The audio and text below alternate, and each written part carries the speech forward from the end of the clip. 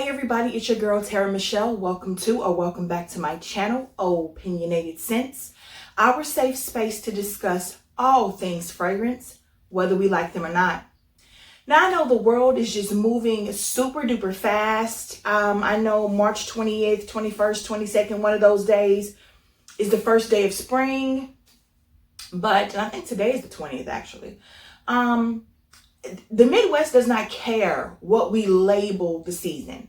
It is going to do what it wants to do when it comes to the weather. Blame Mother Nature, blame the cosmos, whoever we're talking about. When you get done, it does not feel like spring here yet. We are still waking up to 30 and 40 degree weather days. The winds are high and cold. Transitional fragrances. Those perfumes that get you through the in-between times when winter is not ready to let go and spring is still trying to get up out of the bed, honey. So you may wake up in the morning to 30 and 40 degree weather, but by the time you come home, it may be in the upper 50s or 60s. So these are the fragrances that you can wear that are great for the chill, but also really good for transitioning into a little bit of a warmer day. The first one I want to talk to you guys about, replace the original, which I used to love. This is Girl of Now Shine by Elie Saab. I used to love Girl of Now. I just loved that fragrance. And then I smelled this one and was like, I don't need Girl of Now anymore. This one still has that beautiful orange blossom, jasmine, vanilla, bitter almond, pistachio vibe and smell and feel and zhuzh of the original. However, they've added pineapple and pear, and it just makes it that much better. Oh, this is a really pretty, subtle pineapple note that lasts throughout the entire fragrance for me, on my skin, on my clothes. This is so beautiful. It's a great transitional fragrance from fall to winter as well as winter to spring. So I really love this. If you love the original Girl of Now, you'll absolutely adore this one as well. The next one I want to talk to you guys about is called Because It's You from Emporio Armani. Now I have put a major dent in this in 2021. This has been my go-to because I've been craving an apple fragrance. And there's no apple in here. There's no apple in here, but that is how it pulls to me. I just love this fragrance. What's actually in here is raspberry, lemon, and neroli at the top. And I think that combination is giving me somehow like a Granny Smith green apple. But I love it. I don't care what's in it. When I'm craving an apple fragrance, this suffices. So even if there's no apple in it, that's fine. I still love it. I've been putting the hurt on it. There's also like some rose in here, some amberwood, some vanilla, some musk. So it's just a really pretty fragrance. And this one I think of more as a transitional fragrance because it's like spring-ish. It's like beginning of fallish. I like a chill in the air with this one because of the sweet tartness. It's almost like, even though I know it's cold outside, this gives me the hope that it's going to warm up. And then when it does, you're just beautifully paired with the day, with the weather. So it's kind of cool. But again, that's Because It's You by Emporio Armani. This next one, I'm still shocked to say I own. That is none other than Coco Mademoiselle from the House of Chanel. I don't know what's happening. I don't know. This is a spicy citrus, which apparently I didn't appreciate at first. And I will thank the House of Hermes with their Eau de Merveille line for opening up my palette to be able to receive this here. So this has been a favorite of people for a long time. A lot of people are over it. They wanted to leave it in 2020. They wanted to leave it in 2019. Well, I'm bringing it into 2021 because it's a new like of mine. So this has like the bergamot and the Turkish rose, and I think like maybe orange blossom, ylang, patchouli, some type of white musk probably. This is a spicy citrus fragrance. Really, really pretty. Maybe mandarin orange. It's got some like mandarin orange and bergamot in it. Definitely some patchouli, some musk. Yeah, so If you want a really, I can't even say that. If you can afford this, go ahead and get it. But there are other alternatives to spicy citruses. I have to be honest, because the price tag on this is ridiculous, in my opinion. But I smelled it in one of those Ulta books or Sephora, one of them. Opened it up and just smelled it. I was like, I hate this perfume. Why do they keep sending me this thing in this little magazine? And I opened up and I smelled it and I just sat there. I just sat there, torn in between disgust and astonishment, because I keep doing this to myself. My palette is changing at such an alarming rate, I cannot tell whether I'm coming or going. But when you talk about a beautiful citrus patchouli bomb, that's going to be Coco Mademoiselle. This next one is called Miss Dior Absolutely Blooming. So we're talking raspberry, blackberry, pomegranate, white musk, May rose, and pink pepper. When I first smelled this, I was like, oh, there must be patchouli in that. But no, the pink pepper is amazing. There's also peony in here too, if I didn't say that. I can't remember. But I love this fragrance. This is definitely one of those elegant, sophisticated fragrances that is absolutely perfect for, if you go to work someplace that's like, dress up business type of stuff. You could also wear it if you were a teacher, I guess. But I just think of this as like an office personnel type of fragrance. It's very boss woman-like to me. But it's a beautiful transitional fragrance. Because of that, the pink pepper in this is heavy to me. It's about 2 seconds for being too much, if I'm being honest. The May rose and the pink pepper work together beautifully to allow this to work in that chill of the air, that almost Arctic chill that can still linger a little bit in the Midwest. But then you have all of those fruits and the beautiful peony and the white musk that just allow for warmer weather to also make this beautiful, keep it beautiful. It doesn't turn pungent or sour or, funky like some things can. So again, that's Miss Dior, Absolutely Blooming. The next 2 fragrances that I'm going to talk to you about are very similar. So I will start off with Jean Paul Gaultier's Scandale. Beautiful candied tuberose. I absolutely love this. But it is heavy on the tuberose. I mean, it is everything that is tuberose. A sweet, beautiful tuberose built for colder weather. So I love this for the fall, but I also think it's beautiful to transition from winter to spring.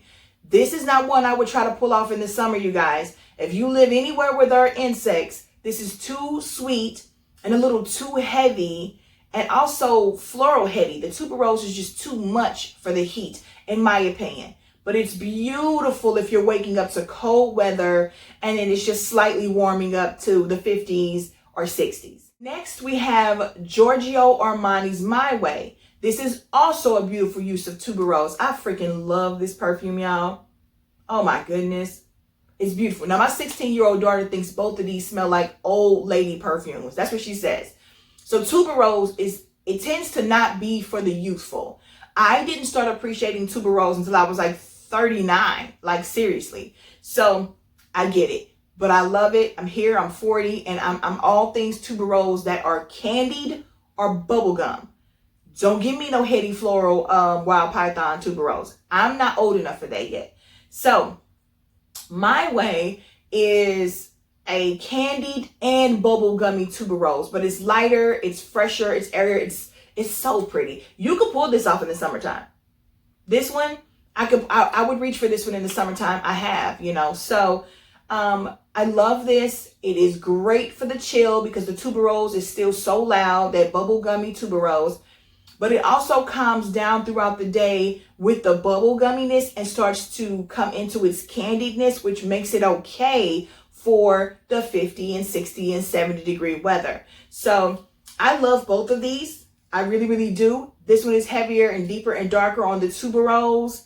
And this one is lighter, fresher, and just a different take. But they are very similar. So if you like one, you'll probably like the other. You also don't need them both, in my opinion. So this next one is Idole Intense by Lancome. I loved Idole. Beautiful, light, airy, fresh rose fragrance. This one here, this is truly an intense version.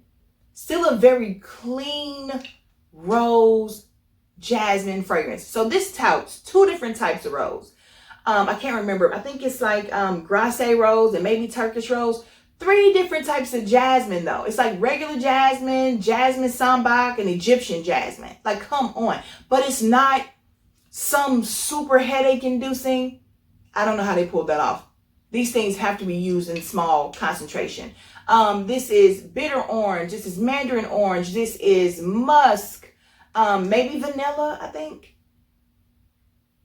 And it's just stunning. It's stunning.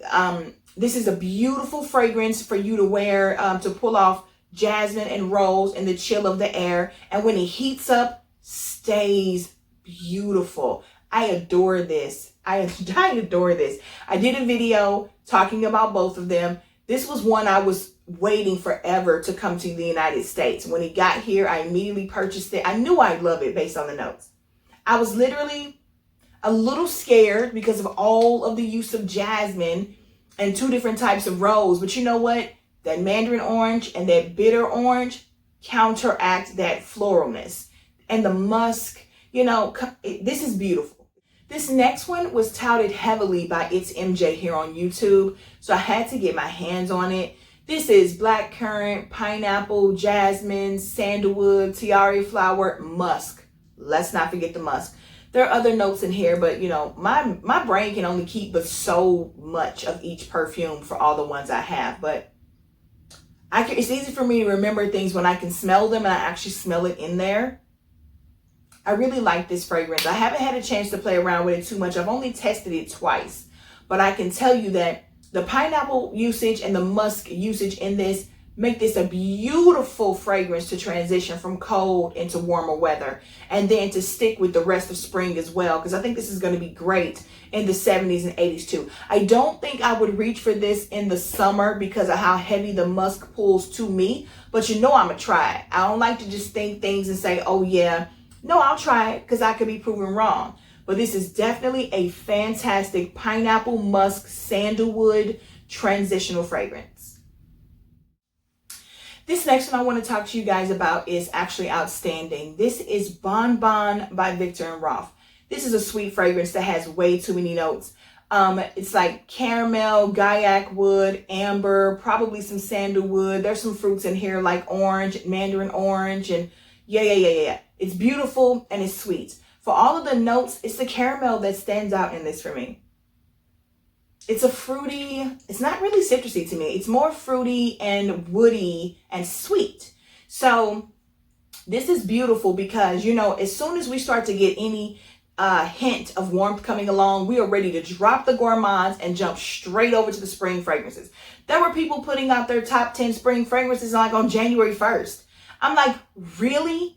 So for me, this is one that allows me to dip my toes back into the gourmand, you know, arena without fully submerging myself with something like a Shaggoff Oud or a Velvet Vanilla. I do understand that it's time to start to ease away from those, but on the days that I'm craving sweetness, and I don't really feel floral and I don't really feel, you know, citrusy, zesty, this is one that allows me to remember those beautiful days when I was snuggled up in the winter, maybe in front of the fireplace or a bonfire, where I was craving something sweet without going too hardcore. So that's what makes this a beautiful transitional fragrance. I absolutely love this. And the bottle is so cute. Come on. Last but not least, I want to talk to you guys about pear, tonka, lily of the valley, orange blossom, sandalwood, musk, heliotrope, and pink pepper. Now I will tell you that and I think there's bergamot in it too, but what I get the most out of this is definitely the pear, the tonka, the orange blossom, the sandalwood, and the musk. Oh my goodness, guys. Okay, this is called Mademoiselle Rochas Couture. I found out about this last year from Suki London. Never heard of the brand, the company, the anything. And now I end up with 2 of them, but this one and the EDT. But this one is so pretty. I read the notes and was like, I'm going to love this. You know, I was still trying to feel my way around pink pepper, but pink pepper's not a star in this at all, so I don't care that it's there. I can't get enough of this perfume. It is so smooth. and slightly creamy. Not like milky creamy, but just these airplanes. Oh my God, where are all these people going every 3 seconds? This is creamy, not lactonic, not milky, just like smooth. Like the ingredients in it are blended so well, it just smooths itself all over your body. It's really pretty. It's nice. It's not too sweet. It's feminine. It's just nice. It's cozy and it's beautiful. So I am going to get a lot of wear out of this with this transition. I think it's also cool for spring too, but I think I prefer it in the fall.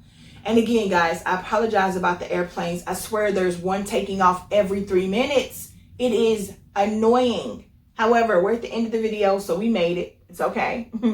Again, this is Mademoiselle Rochas Couture. As always, thank you for spending your time with me today. I hope that you have subscribed. If you have not already subscribed, please do so. And while you're at it, please click the like button and select that notification bell so that you never miss any of my future uploads. I want to see you guys in the comments. Tell me what your transitional fragrances are, or just give me one. What is something that you know you can start off with cold weather wearing and it transition nice and smooth in case you get off work and it has jumped up to the 60s or 70s. See you guys in the comments. And until then, bye.